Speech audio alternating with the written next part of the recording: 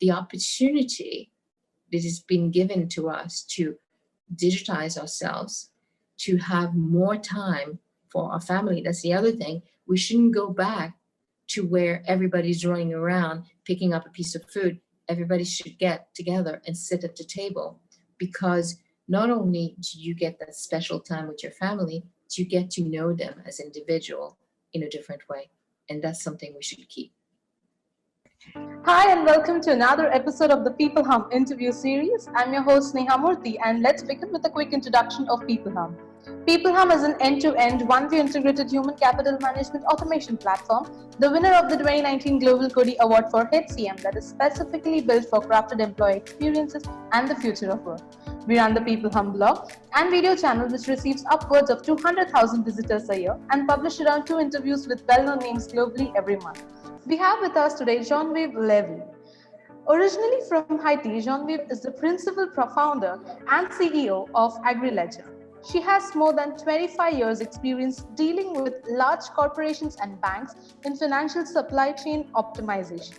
Her background is in corporate and institutional banking. With a reputation for the delivery of disruptive technologies in large-scale projects, Genevieve is recognized as an authority in the realm of digital identity and financial transformation. A finalist in the Women in IT Awards 2016 Security Champion. Her recognition on the Women in 2016 and 17 FinTech Power List published by Innovative Finance testifies to her resilience and leadership. We're extremely happy and honored to have someone of her stature on our interview series today.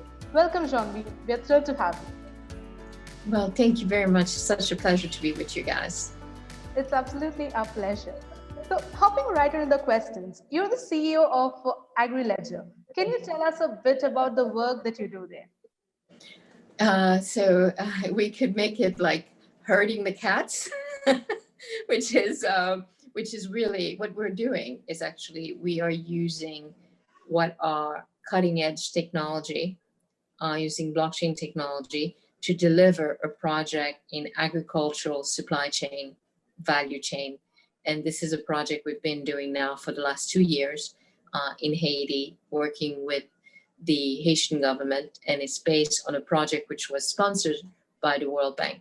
And the purpose of that project by the World Bank was really how do you alleviate, and if we look usually at the bottom 40%, unfortunately, it's farmers. So how do you create entrepreneurs from farmers? How do you give them access to market and make sure that they get a fair and equitable distribution of the proceeds? So this is not a problem which is just Haiti. It's a global problem. Our farmers are usually the ones who have the least from the payment. We as customer pay a lot, but we don't have visibility as to what is actually going to the farmers, except that in many places we either see them having riots, killing themselves, or being generally poor. So this, using the technology, it allows them to retain ownership and basically get services, a service for transformation, service for transportation, service for payment, which means they pay for that, which they did before, assured that they get a bigger share of the proceeds. Absolutely. That's such a unique perspective. I mean, something for the farmers is like a very unique thing. Thank you so much for doing that. And what happens is that a lot of agri-tech really looks on how can we increase yield, and in reality, what's needed is increase in quality.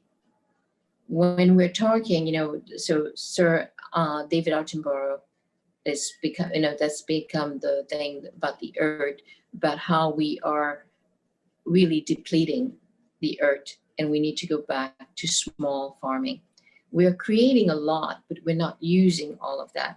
And the creation of a lot is so quantity allows them to get more money. But imagine if you can get quality and being paid fair so that everyone gets their fair share. It's not to say that the supermarket doesn't also increase the price. The price increases as it goes, but you are able to get the producer to receive more. And this is not just, we've been doing it in the fresh fruit space. It does not need to be in the fresh fruit place only. It can be in stable crop. It can be in animal crops. It can be in just about anything. And you can even take this to be for even an art person. So if we look at somebody who produces art, many a time they're not getting the price that is received or paid at the end unless the customer is buying directly from them. This allows you to have transparency as to who has touched it, where has it gone, and also what is being received by each person along the chain. Absolutely. That's such a beautiful thing. That Thank you. also your work has involved using disruptive technologies in large scale products. So, to what extent do you think technology may be considered useful in handling people as a resource? I think that we need to also always remember that technology is there. So my thesis is that technology is there to help the people. With technology, you can have more leisure time. You can do more with your family. So it's thanks to technology during COVID that many have been able to work from home, which means that now you can actually sit down and have dinner with your family instead of coming back for 2 hours. So technology has employed that way. And however, you still need the human factor. You still need people to agree. This is just a mechanism. It's a digital transformation of making things easier. And think of it, it's like the horse and plow. We used to be how you tilted the earth, horse or cow, you had an animal pushing it, but you were just basically getting shook up. And then we ended up with machination, the machines, the tractor. And that meant that you no longer had to have a back braking, you just sat on it and you drove it. So it still needs an individual because at the end, we can control machines, but we can't control people. It's mine. You never know what somehow somebody is going to react about something. And in reality, this is about serving people. So for me, I always think it's that it is the men in the middle of technology, not technology taking over the person. Right. It's always a helping hand to the man, and it cannot be completely taken over. Well, we should say to the person because it's not just men, it's women Yeah, also. yeah, And I absolutely. think it's important, and I think that's really been also some of the challenges as to why in technology we need to also get more women to understand the technology and simplify it for them. It is not just zeros and one. Those Yeah. zeros and one are used, and what I think that as a female that we do very well is we con- we're con- it's we've been I hate to say it, but we don't train our girls to fight. They have to negotiate. So because we are bred, I'm not saying we're natural negotiators. We will, when you're putting a system together or you're putting a process, it's usually several individual stakeholders in place. So you need to spend the time to actually get everyone to agree. So that is something that when you're going to design the technology, you need to understand who you're designing it from. We have a lot of technology which is absolutely unuseful. We have to change, so when we talk about regenerative, I think we need to also think about we need to change this aspect of creating technology for which there is no use or it doesn't fit the need of the individual. And as a result, I think there's a lot of opportunities for women to get in to sort of say, okay, you stop, this is what I need. How do we get to a point where both of you can work together? Because neither one of you, this is not a battle. You don't get to take over. You're going to have to work together. And that's something that I think also people need to start realizing about technology. It makes our life easier, but it has to be based on the rules of our lives, not on the rules of the technology. Right. And also talking about the women equality in the industry, do you think women are given their fair share of spotlight now as to compare before? Like, how can women face tough situations in your experience, as many of them are afraid to even ask for help? I'm not a good barometer because I think my upbringing caused me to never fear and ask. Doesn't mean I don't fear, but basically I go for what I believe. I've always been told, take what is yours and fight for what is rightly yours. And believe me, in the last few years, I've done that. But that's because my mother told me that. And I think it's important for us as women to teach our girls, you are valuable. Do not let anybody devalue you. Because as soon as you accept somebody else's barometer of who you are or covers who you are, you're then allowing them to take away your power. So it's a very long learning curve, and it's something that we have to change ourselves, and we have to take that into consideration. So the stark reality is because many women have not been groomed to actually take their place, or they haven't been groomed. Like I don't look at things and say, I know how to do this, I don't know how to do this. When I got into banking, I went to for the interview, I said, I know how to do my checkbook, but that's not the same thing. This is something else. You teach it to me, I'll learn it, I can do it. Many of us do not go into places, we go, I won't try this because I've never done this. I'm interested, but I've never done this. Maybe I need to study forever. I'm like, no. I want that. I know nothing about blockchain technology. I've taught myself. And that's the other thing, continuously learn. We are so lucky. I mean, when I started my career, there was no Google search. There was no Bing search. You couldn't find things. You had to, I still found, the other day I went to my mom's house, I found the encyclopedias. You would go into the Encyclopedia Britannica and read about it. And it's really about continue. Every day I still continue to teach myself, because that's the way that I'm going to be able to grow, and also to be able to be in an environment. And the other thing is, I'm also very good about saying, I don't know this, but let me go find out and I'll come back to you. You want an opinion? I don't know it. I'll come back.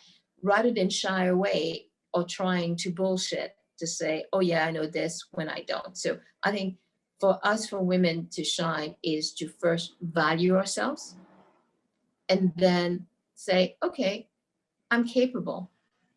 And if I'm capable, you can rule the world. Right.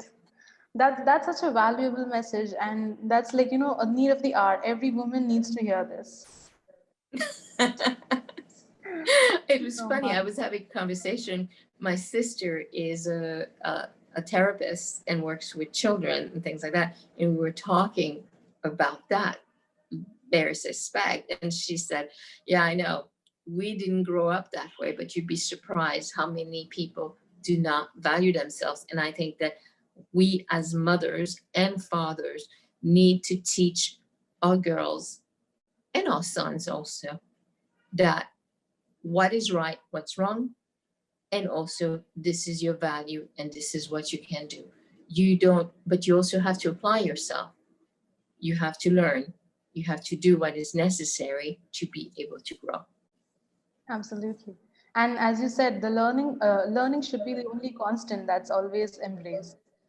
Yes. Thank you so much for that. And shifting gears to, the current situation, the coronavirus and the pandemic. As a leader, what would you say some of the key tenets of leadership must be realized in today's pandemic-ridden economy? I think communications is key. And it's a different type of communication than in the past, because presence is no longer there. So how do you translate your presence in a virtual? And then also you have to grow bigger trust in your team to deliver on what's necessary. And that also means that you have to probably work harder than you used to because you don't see the people. You might see them on a video chat or you might be talking to them, but in reality, it's not like you can be in the office and they see you and that presence. Also, I think that you have to be strategic in a different way. It used to be you could plan for the year. I say now you have to plan for 3 months because you don't know what's going to happen. You don't even know what's going to happen in a month. So it's a continuous shifting. And if you yourself as a leader are not able to shift and roll with the flow, then your organization will not because they will see you stop. And so you should have your plan A. So if you don't have the ability to just roll with it, you should have your A, B, C. So really risk assessment is becoming more and more necessary. So what happens if these things don't come up? How do I behave and what do I do against them? Absolutely. As you said, communication is the key. That's where all starts from. Yes. And you do need to be empathetic much more than you used to be before. Uh, Usually in the past, if somebody said they were sick, you'd be like, oh, yeah. But now you don't know. And so many people are losing loved ones. So you have to really take into consideration how is it affecting them. And obviously it's going to affect their work and be understanding and look to roll with it. But unfortunately, sometimes your customer doesn't. So then it's being able to have the conversation with both to where it is not where the individual feels as though you're not being empathetic to their situation, but also to the customer that you're not skirting your responsibility and not delivering on what you had promised to. So it's a balance. Absolutely. Thank you so much for that. I completely agree to that. Yes. And before wrapping up the interview, any last soundbite that you'd like to leave our audience with? I would say the world has changed. It has been a very difficult year for many, but it has also been a leapfrog. When it comes to technology, there has been what's called a leapfrog. In many places, like India was, always had digital P2P, you could do Paytm, but sometimes it could get pretty difficult because not everybody understood what we're doing. So you had like the um, the ones who had accepted. China already had their pandemics in 2006 with SARS-1. So they went very quickly to digital. I mean, everything is done to WeChat Pay and a little bit of Alipay in China. And for us now, we're starting to see where it's acceptable to go to a restaurant and do a QR code to see your menu. It is acceptable to get a QR code to pay somebody. So it's becoming ubiquitous to this technology. And it's not just the young ones, it's everyone, every age. So we should, as we grow from the cocoon that we've been forced to be put in the last year, really look at ways to improve and not go back to the old ways, not go back to having a slew of paper. Like I'd say, most offices in India, I know there's a guy sitting there with a book. Sometimes I get upset. I'm like, I'm not writing all my detail in this book. Now, people should be able to come in with their cell phone because everybody has a cell phone, the QR code, he clicks it and checks them in, or they check in into thing. That's where we can take it. We don't need to go back, 3 step back. So the opportunity that has been given to us to digitize ourselves, to have more time for our family. That's the other thing. We shouldn't go back to where everybody's running around picking up a piece of food. Everybody should get together and sit at the table, because not only do you get that special time with your family, you get to know them as individual in a different way. And that's something we should keep. Absolutely. That's a beautiful message. Thank you so much for that positivity. You're welcome. It was wonderful talking to you, Genevieve. I've loved the conversation thoroughly. And there are a lot more fresh perspectives that came in, and I enjoyed it. I'm sure it's going to be the same for our audience. Thank you very much for having me. It was such a pleasure.